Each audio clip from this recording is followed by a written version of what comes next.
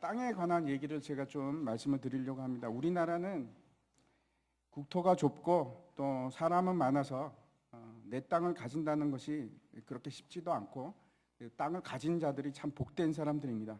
저렇게 아파트가 많고 계속해서 분양을 하는데도 불구하고 아파트 없는 사람들이 참 많이 있습니다. 마태복음에서도 온유한 자는 복이 있나니 그들이 땅을 기업으로 받을 것이며 라고 말씀을 하십니다. 사실 이제 창세기 오늘부터 시작하는 이 12장부터는 그 밑으로 흐르는 주제가 있습니다. 그 주제가 두 가지인데, 하나는 땅이고 또 하나는 백성입니다. 두 가지 주제가 계속해서 흘러가고 있습니다. 우리가 하나님 나라에 대해서 자주 이 얘기를 합니다. 그런데 과연 그 하나님의 나라가 무엇인가 우리가 다시 한번 생각해 봤으면 좋겠습니다.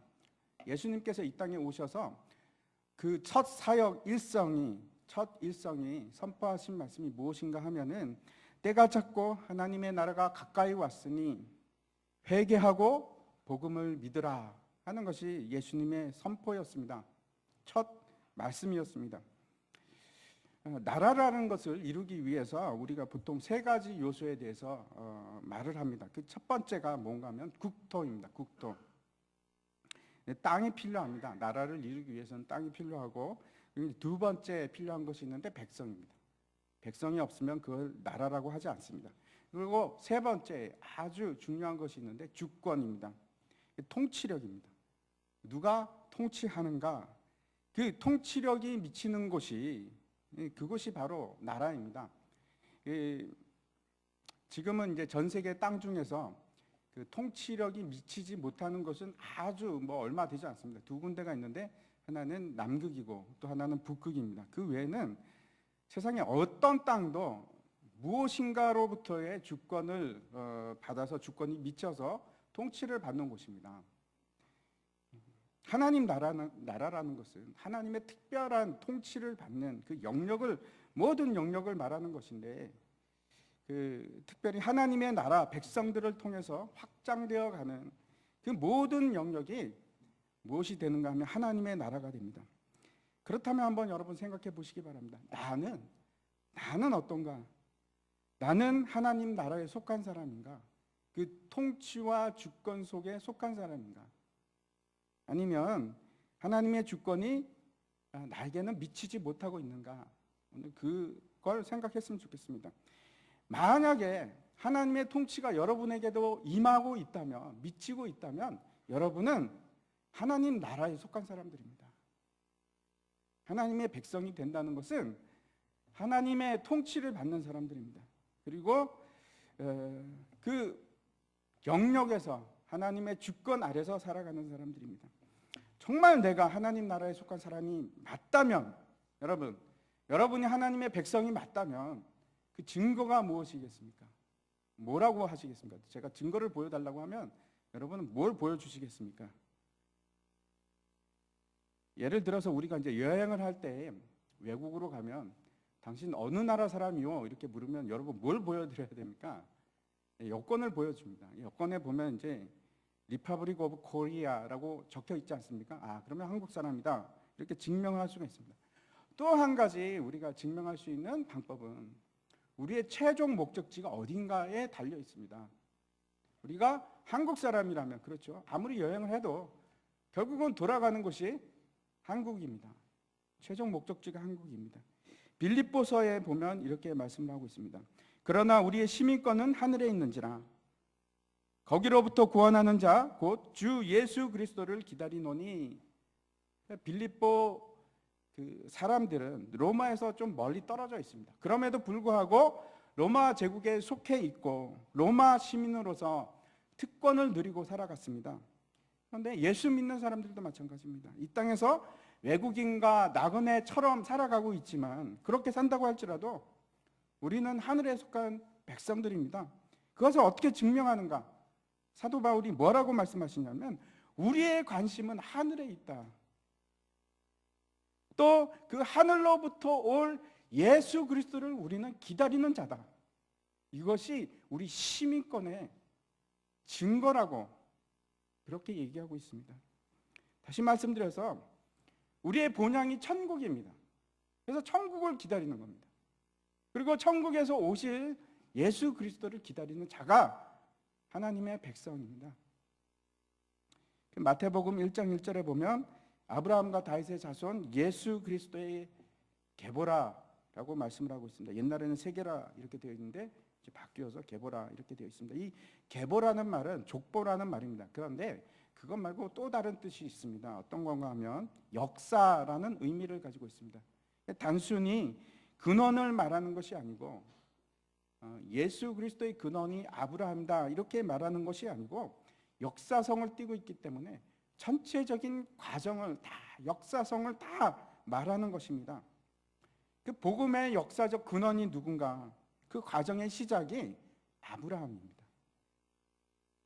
이 계보라는 말은 그 속에 또 어떤 밀접한 뜻을 가지고 있냐면 약속과 밀접한 뜻을 가지고 있습니다. 그래서 아브라함에게 주신 약속, 다윗에게 주신 약속, 그것과 아주 깊은 관계를 가지고 있습니다. 그래서 우리가 예수 그리스도를 말하기 위해서는 누구를 언급할 수밖에 없느냐면 아브라함을 언급할 수밖에 없습니다. 또 예수 그리스도께서 말씀하셨던 그 하나님 나라를 이해하고 설명하려면 우리가 아브라함을 빼고는 설명할 수가 없습니다. 아브라함의 언약을 빼고는 우리가 말할 수가 없습니다. 그래서 오늘 이제 본문이 1절부터 3절까지가 그 아브라함의 언약에 관한 말씀입니다. 한번 보도록 하겠습니다. 먼저 1절과 2절을 같이 한번 우리가 읽어봤으면 좋겠습니다. 같이 읽겠습니다. 시작. 여호와께서 아브라함에게 이르시되 너는 너의 고향과 친척과 아버지의 집을 떠나 내가 내게 보여줄 땅으로 가라. 내가 너로 큰 민족을 이루고 내게 복을 주어 내 이름을 창대하게 하리니 너는 복이 될지라. 아멘. 예, 우리가 여기서 주목해서 보았으면 하는 것이 하나님께서 지금 아브라함에게 먼저 말씀하시는 것이 너는 너의 고향과 친척 아비 집을 떠나서 내가 내게 보여줄 땅으로 가라. 내가 민족을 이루게 하겠다. 내가 복을 주겠다. 내가 내 이름을 창대하게 하겠다. 주체가 누굽니까? 모든 여기 나오는 동사의 주체가 있는데 그 주체가 누굽니까? 하나님이십니다. 다시 말씀드려서 하나님이 지시하시고 하나님이 이루시게 하시고 하나님이 주시고 완전한 하나님의 주권 아래로 들어가라. 하나님의 나라라는 것이 가장 먼저 우리가 기억해야 할 것이 있습니다. 내가 하나님의 백성, 하나님의 자녀가 되기 위해서는 첫 번째, 내가 하나님의 주권 아래로 들어가야 됩니다. 그것이 시작입니다. 내가 내 뜻대로 살아가는 것이 아니고 하나님의 명령에 따라서 하나님의 지시에 따라서 그렇게 살아가는 겁니다. 그때 비로소 천국 백성으로서 이제 한 걸음을 첫 발을 디디는 사람이 되는 것입니다. 첫 번째가 하나님의 주권입니다. 두 번째 우리가 주목해서 보아야 할 것이 있는데 1절에서 뭐라고 하냐면 땅 얘기를 합니다. 내가 내게 보여줄 땅으로 가라. 하나님 나라에도 분명히 땅이 있습니다. 그리고 그 땅으로 가라 이렇게 말씀하고 있습니다. 이 땅이 어디일까? 히브리서를 한번 보겠습니다. 히브리서 11장 8절에 이렇게 말씀합니다. 믿음으로 아브라함은 부르심을 받았을 때에 순종하여 장래의 유업으로 받을 땅에 나아갈새 갈 바를 알지 못하고 나아갔으며 하나님께서 아브라함에게 땅을 주시기로 했는데 그 땅이 어딘지는 말씀을 안 하십니다. 아브라함이 그 순종해서 그 발을 옮겨서 땅을 향해 갔지만 그 땅이 어딘지 모르는 겁니다. 그래도 갑니다. 다시 오늘 우리가 본문 앞에 있는 창세기 11장 31절을 가서 보도록 하겠습니다. 제가 한번 보겠습니다.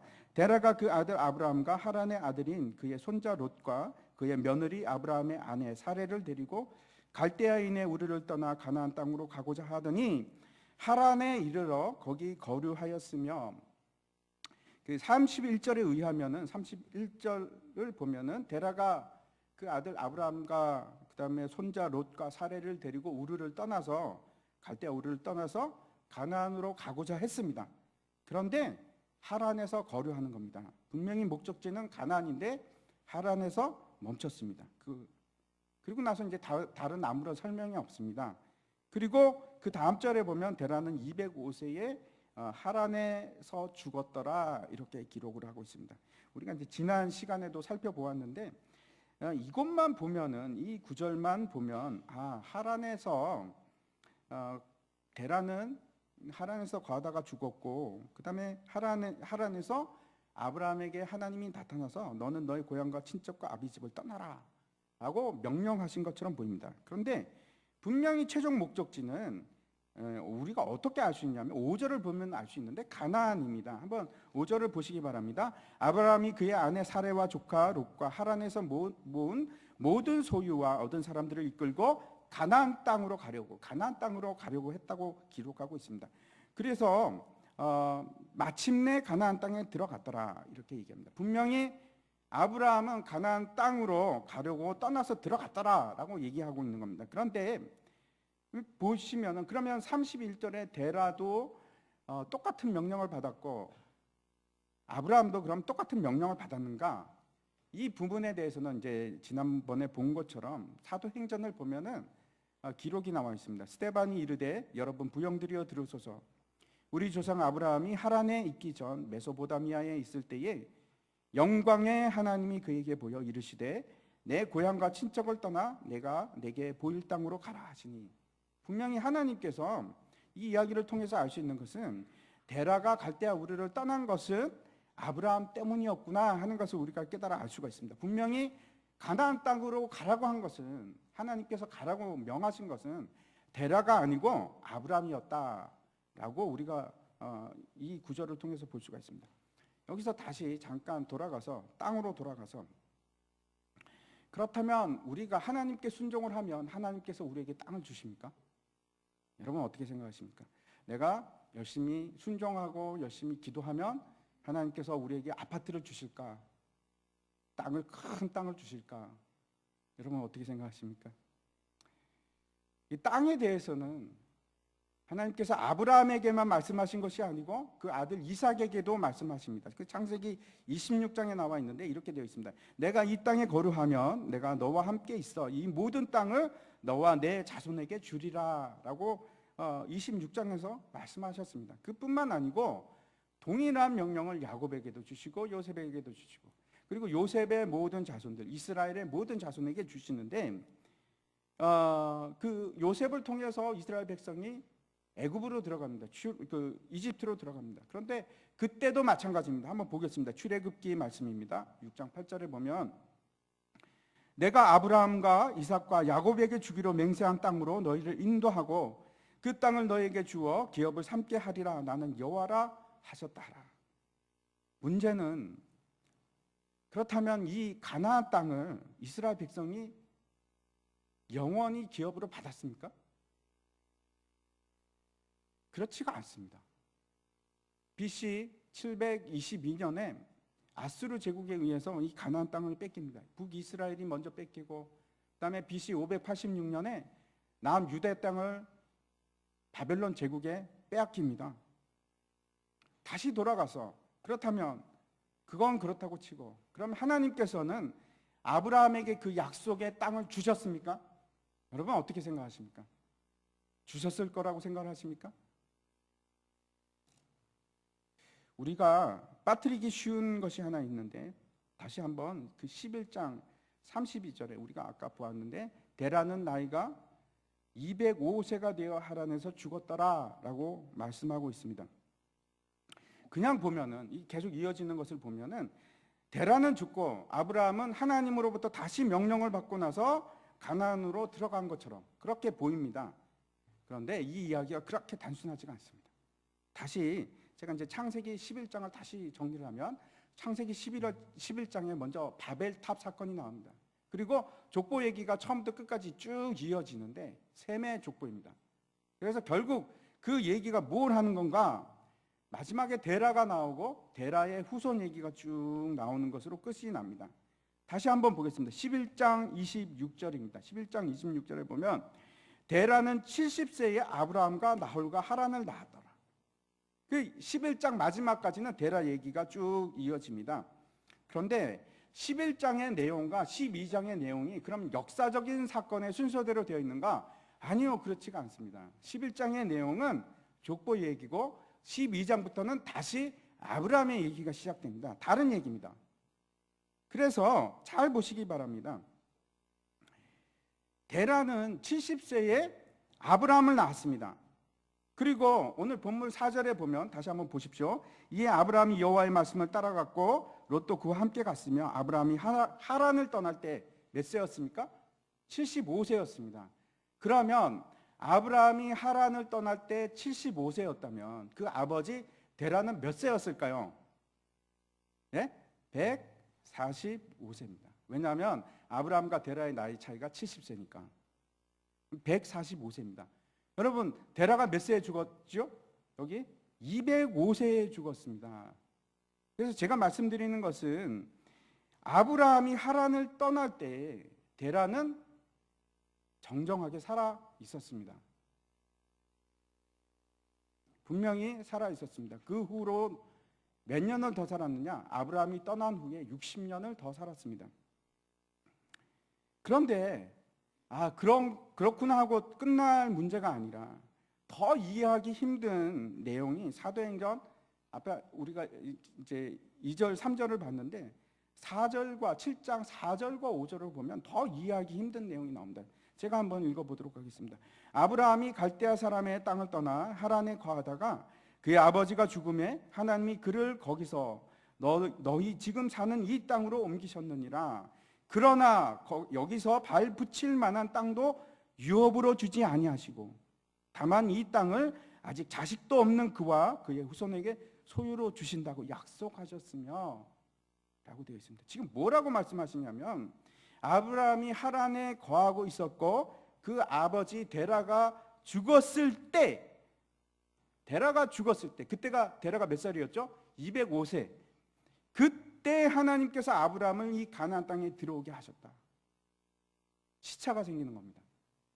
라고 말씀하시는 겁니다. 그리고 더 안타까운 사실은 발 붙일 만한 땅도 아브라함에게 안 주셨답니다. 땅을 안 주셨습니다. 분명히 오늘 본문에서 아브라함이 아직 데라 생전에 하란을 떠나서 가나안 땅에 들어온 것처럼, 그렇죠?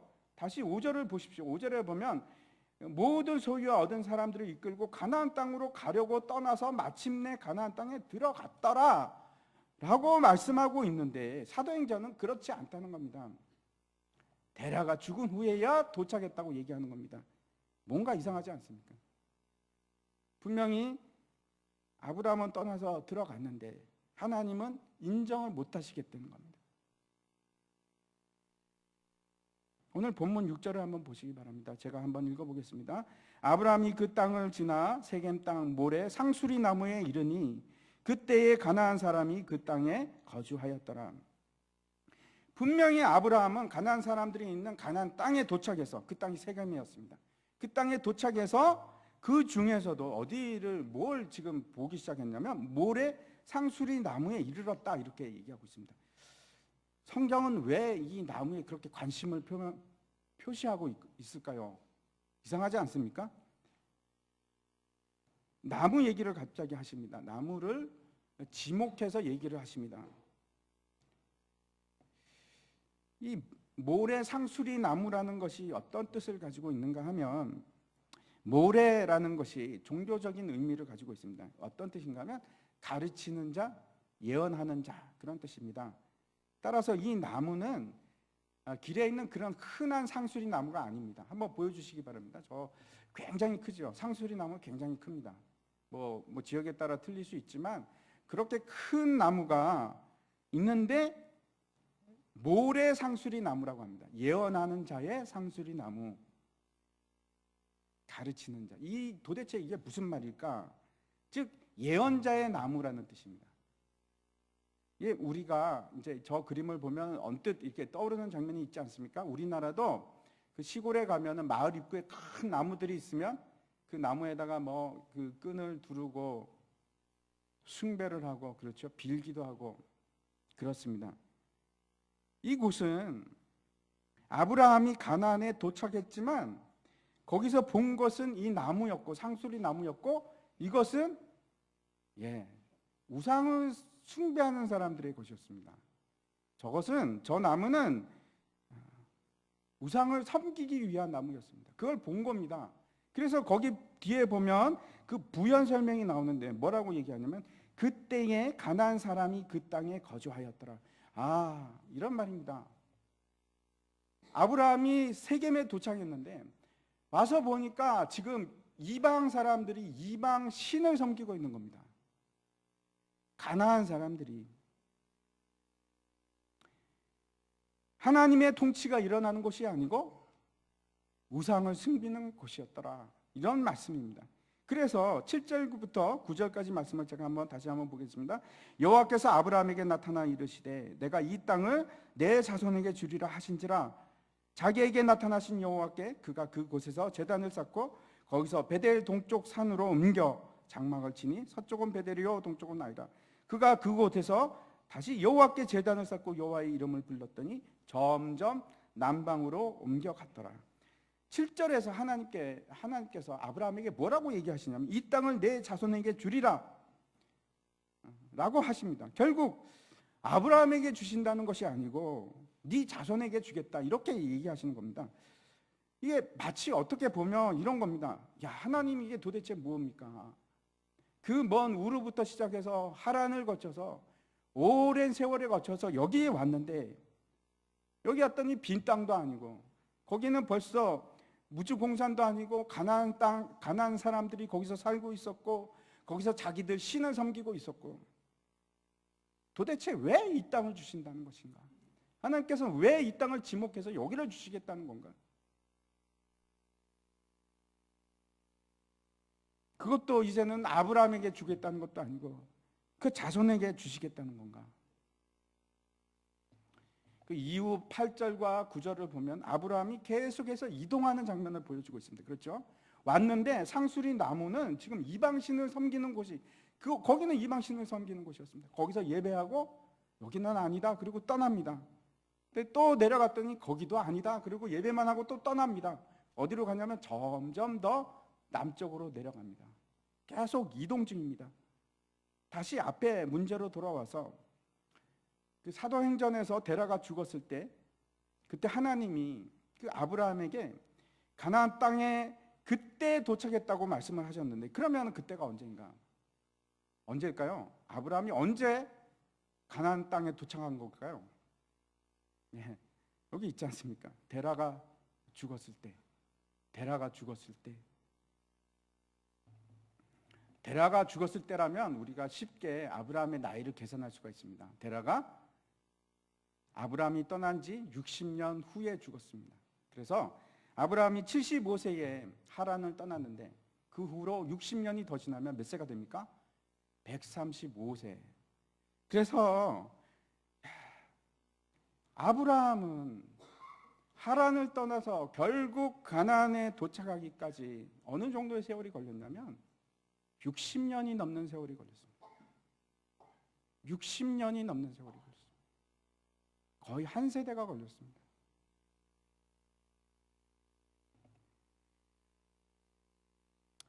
그 창세기를 쭉 봐서 제가 그래서 이걸 찾아봤습니다. 언제 그럼 도착했을까? 아브라함은 언제나 가나안 땅에 도착했다고 인정을 받았을까? 살펴봤더니 그때가 언젠가면 창세기 23장에 나옵니다. 창세기 23장에 가면 아주 특별한 말씀이 나오는데 얘기가 나오는데 땅에 관한 것입니다. 아브라함이 사라가 죽고 나서 뭘 하냐면 헤브론 땅에다가 땅을 삽니다. 막벨라 굴을 삽니다. 그때야 비로소 하나님께서 아브라함에게 땅을 주셨습니다. 근데 그 땅이 하나님께서 그때가 되어서 비로소 아브라함이 가나안에 도착했다 이렇게 인정을 하셨는데 그 땅이 무슨 땅이냐면 막벨라 굴입니다. 여러분 그 막벨라 굴이 무슨 용도로 산 건지 아시죠? 무덤입니다. 무덤입니다.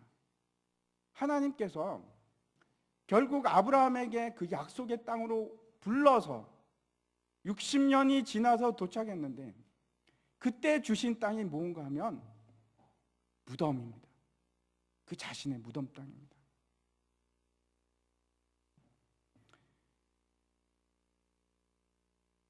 그러면 이 가나안 땅은 무엇을 의미하는 건가? 시편 37편에 이렇게 말씀합니다. 진실로 악을 행하는 자들은 끊어질 것이나 여호와를 소망하는 자들은 땅을 차지하리로다. 하나님께서 주시는 땅은 악인은 차지할 수가 없습니다.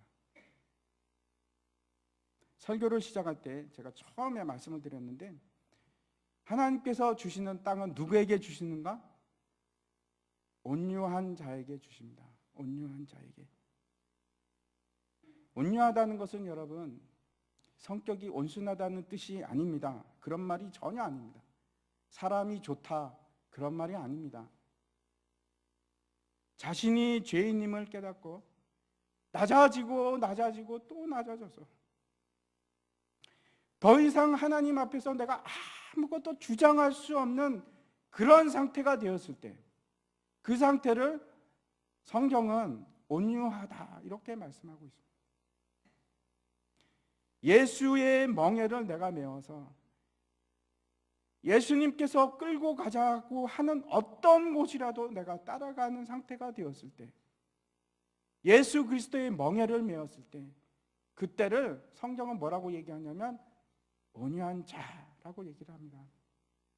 마치 모세가 이집트의 왕자가 되었을 때 사람을 죽이고 그때 혈기를 부리고 그럴 때가 아니고, 그가 모든 것을 뒤로 넘기고 도망칠 수밖에 없어서 광야에서 목자가 되어서 아무도 알아주지 않는 목자가 그 일을 40년을 하고 있을 때, 그때 하나님께서 모세에게 너는 온유한 자다, 온유함이 이 땅에서 승하다 라고 말씀하십니다. 모세가 그랬습니다. 낮아져서 주님, 저는 이제 아무것도 할 수가 없습니다. 나는 말할 줄을 모르는 사람입니다 라고 했을 때, 그런 자가 되었을 때 그런 자에게 하나님께서 땅을 주십니다. 땅을 기업으로 주십니다. 창세기를 통해서 하나님께서 아브라함에게 약속하신 그 땅은, 여러분, 하나님께서 여러분에게 약속하신 그 땅은 눈에 보이는 땅이 아닙니다. 히브리서 11장 9절부터 10절까지 한번 보도록 하겠습니다. 믿음으로 그가 이방의 땅에 있는 것 같이, 아브라함의 얘기입니다. 약속의 땅에 거류하며 동일한 약속을 유업으로 함께 받은 이삭과 야곱과 더불어 장막에 거하였으니, 이는 그가 하나님이 계획하시고 지으실 터가 있는 성을 바랬음이라. 아브라함이 바라보았던 것은 하나님이 계획하시고 지으실 터가 있는 하나님의 성이었습니다. 다시 말씀드려서 하나님의 나라였습니다. 그가 바라보았던 것은 본향 하나님의 나라였습니다. 그것이 명백하게 우리에게 보여지는 것이 어딘가 하면 요한계시록 21장입니다. 제가 한번 읽어보겠습니다. 또 내가 새 하늘과 새 땅을 보니 처음 하늘과 처음 땅이 없어졌고 바다도 다시 있지 않더라. 내가 봄에 거룩한 성 예루살렘이 하나님께로부터 하늘에서 내려오니 그 준비한 것이 신부가 남편을 위하여 단장한 것 같더라. 이 거룩한 성 새 예루살렘이 우리에게 예비된 땅입니다. 이 땅을 취하기 위해서 하나님께서 아브라함을 부르시고 언약을 주셨습니다. 그래서 우리가 다시 이 언약으로 돌아가서 한번 보기를 원합니다. 1절 한번 보시기 바랍니다. 1절에 너의 고향과 친척과 아버지의 집을 떠나라 라고 말씀하십니다. 여기서 이 고향이라는 것은 우리는 이제 고향이라고 번역을 했지만 사실은 에레츠, 땅이라는 말입니다. 너의 땅을 떠나라. 너의 땅을 떠나라. 너의 땅을 떠나서 하나님의 성, 하나님의 나라로 나와라. 그렇게 얘기합니다. 이 땅은 우리가 누리는 세상을 얘기합니다. 우리가 보이고 만지는 물질적인 세상입니다. 물질세계. 그 땅을 떠나라 이렇게 말씀하십니다. 예수님께서 베드로와 안드레에게 나를 따르라 그랬더니 이 두 사람이 배와 고기 잡는 그물을 다 버려두고 예수님을 따라갑니다. 무슨 말인가 하면 자신의 삶과 가치와 수단을 다 포기합니다. 나의 나된 것을 포기하기 시작합니다. 그리고 두 번째, 친척을 떠나라고 합니다. 이 친척이라는 것은 사람을 비롯해서 환경, 출생지, 내가 안락하게 누리고 있는, 내가 편안하게 생각하는 모든 것을 거기서부터 떠나라라고 말씀하십니다. 그리고 마지막으로 아버지의 집을 떠나라라고 합니다. 마태복음 10장에서 이렇게 얘기합니다. 사람의 원수가 자기 집안 식구리라. 아버지나 어머니를 나보다 더 사랑하는 자는 내게 합당하지 아니하고 아들이나 딸을 나보다 더 사랑하는 자도 내게 합당하지 아니하며 라고 말씀하십니다. 예수님께서 말씀하시는 것이, 예수를 따른다는 것은 무언가 하면 결국 내가 사랑하고 내가 아끼고 내가 가장 소중하게 여기는 것, 그거를 포기하는 겁니다. 그걸 내려놓는 겁니다. 사람들이 마지막까지 절대로 포기하기를 힘들어하는 것들이 있습니다. 그것이 무언가 하면 너무 많은 경우에 그걸 봅니다. 자식입니다. 사람들이 죽음을 앞에 놓고도 끝까지 버리지 못하는 것이 있습니다. 내 자식. 하나님께서는 여러분의 자식보다 하나님을 더 사랑하시기를 원하십니다. 마지막으로 마가복음을 한번 보겠습니다. 마가복음 10장 29절과 30절에 예수님께서 이렇게 얘기하십니다. 예수께서 이르시되 내가 진실로 너에게 이르노니 나와 복음을 위하여 집이나 형제나 자매나 어머니나 아버지나 자식이나 전토를 벌인 자는 현세에 있어 집과 형제와 자매와 어머니와 자식과 전토를 100배나 받되 박해를 겸하여 받고 내세에 영생을 받지 못할 자가 없느니라. 예수님께서 우리에게 약속하신 것은 나와 복음을 위해서 집과 형제와 부모와 전토를 벌인 자들에게 뭐라고 하십니까? 100배의 약속을 주십니다. 100배로 주시겠다고. 그런데 보십시오. 이 집과 형제와 부모와 전토, 이게 바로 오늘 본문에 있는 12장 1절에 아브라함에게 말씀하신 바로 그 말씀입니다.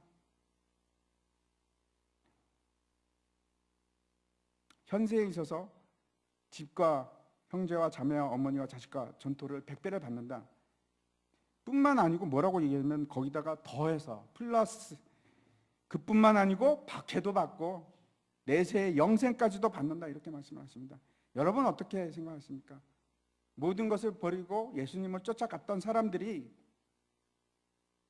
100배의 보상을 받았습니까? 예수님의 제자들이 100배의 보상을 받았습니까? 그것이 세상의 가치로서의 보상의 개념이 아니라는 것을 우리가 금방 알 수 있는데, 왜 알 수 있느냐? 거기에 핍박이라는 단어가 들어갑니다. 그래서 핍박을 보는 순간 이거 완전히 기대감이 무너지면서 이게 100배가 아닐 수도 있겠구나 하는 생각을 하게 됩니다. 여러분, 그렇지만 이 약속은 틀림없습니다. 100배가 맞습니다. 예수님께서 뭐라고 말씀하시냐면 하나님의 뜻대로 행하는 자가 바로 내 어머니요 내 형제 자매다, 이렇게 말씀을 하셨습니다. 예수님을 믿고 하나님의 자녀가 된다는 것은 여러분 수많은 형제 자매를 가지게 되는 것입니다. 여러분 주위에 있는 앉아 계신 분들이 바로 여러분의 어머니요 아버지요 형제 자매고 자식입니다. 귀하게 여기시기 바랍니다. 주위에 있는 사람들이 다 형제 자매입니다. 뿐만 아니고 우리가 거대한 하나님 나라가 임하고 있는 것을 보게 됩니다. 우리의 땅에 우리가 눈으로 보는 것이 지금 너무나도 강력하게 확장되고 있는, 나아가고 있는 하나님의 교회를 봅니다. 여러분, 우리나라는 마치 기독교가 후퇴하는 것처럼 보일지 몰라도 전 세계적으로 보면 강력하게 강력하게, 아주 강력하게 하나님의 나라가 전진하고 있습니다.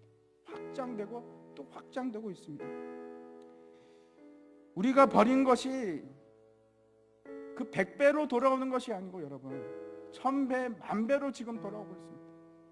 세상에 있는 수많은 주를 믿는 백성들이 다 나의 형제자매, 곳곳에 세워지고 있는 교회들이 다 우리의 땅입니다.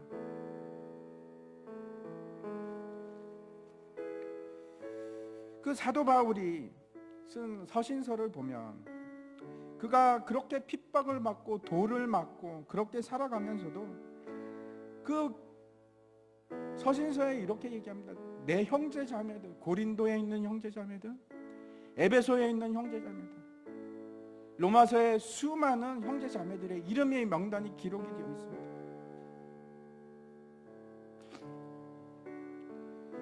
그가 하나님 나라를 확장되는 것을 얼마나 기쁘게 바라보았냐면 곳곳마다 교회가 세워지고, 골로새 교회가 세워지고, 빌립보 교회가 세워지고, 마게도냐 교회가 세워지고, 로마에서도 교회가 세워지고, 그것을 바라보며 기뻐하고 즐거워했습니다.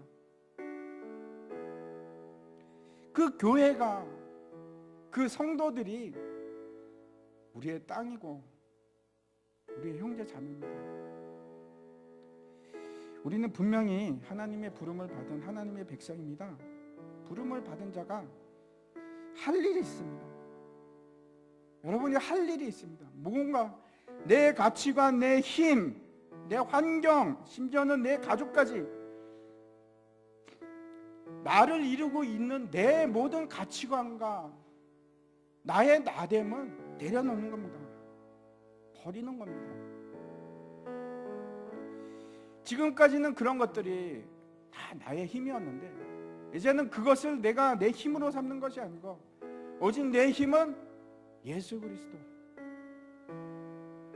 나의 가장 귀한 것은 예수 그리스도, 그리고 그분의 통치로 들어가는 겁니다. 그 일을 하나님께서 지금 원하시고 계십니다. 여러분 두려워하지 마시기 바랍니다. 그렇게 한 발 디딛고 가나안 땅으로 향해서 나가기 시작하면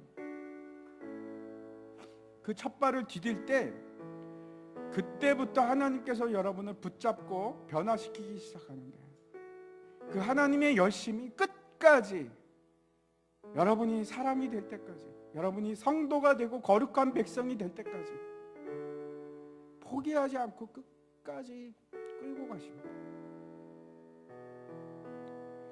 그래서 이제는 주님께 맡기는 겁니다. 하나님께서 그 일을 하실 것을 확신하고 맡기시기 바랍니다. 그리고 믿음을 가지고 본향을 바라보시기 바랍니다. 다 같이 일어나셔서 마지막 찬송을 같이 부르겠습니다.